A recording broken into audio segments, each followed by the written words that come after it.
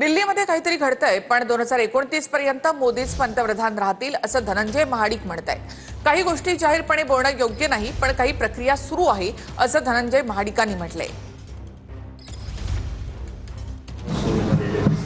15 ते 19 दरम्यान तुम्ही संसदेत उपस्थित राहावा अशा प्रकारचं व्हीप पक्षाने जारी केलेला आहे। काय राजकीय घडामोडी काही कामावर आली? आता या गोष्टी आपण जाहीररित्या बोलणं योग्य नाही आहे, परंतु आहेत काय चाललेल्या प्रक्रिया सुरू आहेत। आज मलाही कॉल आलाय मगाशी।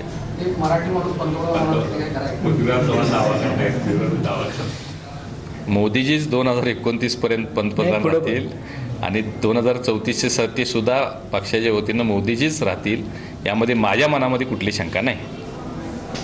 वेगवेगळ्या नेत्यांना साक्षात्कार होत होते, स्वप्न पडत होती, भविष्यवाणी ते करत होते, ते आम्ही बघितलेलं आहे।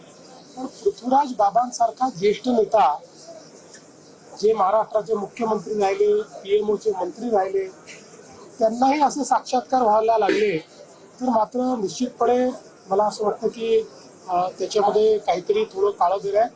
पृथ्वीराज बाबा एक अतिशय चांगले नेते आहेत, त्यामुळे त्यांचं आरोग्य उत्तम राहावं अशी आमची त्यांना शुभेच्छा आहे। अशा प्रकारचा विचार करून त्यांनी स्वतःला फार त्रास करून घेऊ नये। कांदिवलीमध्ये स्थानिक गुंडांच्या 2 गटांमध्ये राडा झालेला आहे। कारवाईसाठी आलेल्या पोलिसांवर आरोपींनी हात उचलल्याचा प्रकार घडलाय। कांदिवली पश्चिमच्या एकता नगरमधील घटनेचा व्हिडिओ सध्या व्हायरल होतोय।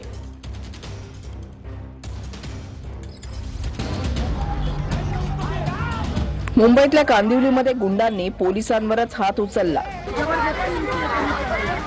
पोलिसांची कॉलर पकडली।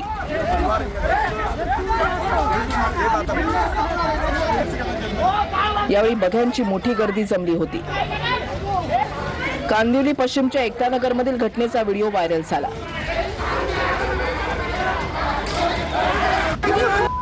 कांदिवलीमध्ये स्थानिक गुंडांच्या 2 गटात राडा सुरू होता।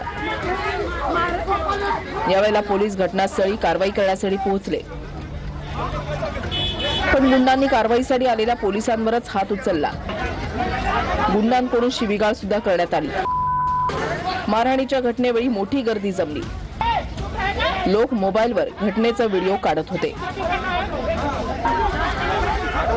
पोलिसांनी आरोपींना ताब्यात घेतलं असून पुढील कारवाई सुरू आहे।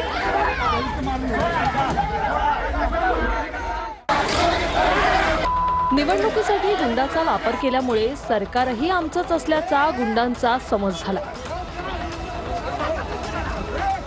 यातूनच थेट पोलिसांच्या वर्दीवर हात टाकण्यापर्यंत त्यांची डेअरिंग वाढू लागली।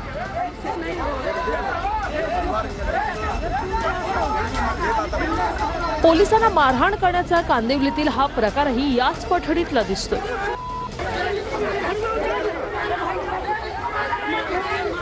पण अशा पद्धतीने पोलिसांचा वचक कमी होत गेला तर गल्लोगल्लीत गुंडांचा सुळसुळाट होऊन सामान्य माणसाला श्वास घेणंही कठीण होईल।